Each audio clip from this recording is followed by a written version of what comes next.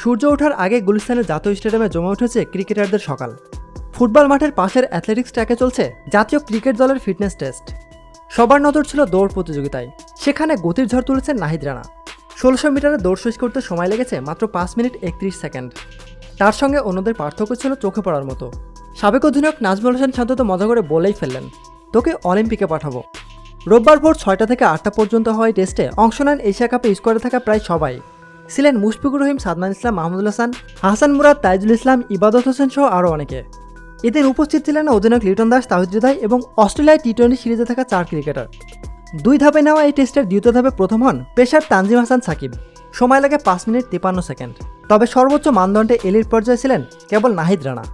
মাঠে পারফরমেন্সের মতো ফিটনেসও সবার আগে থাকায় সতীর্থদের কাছ থেকে বাহবাও করেছেন এই ক্রিকেটার।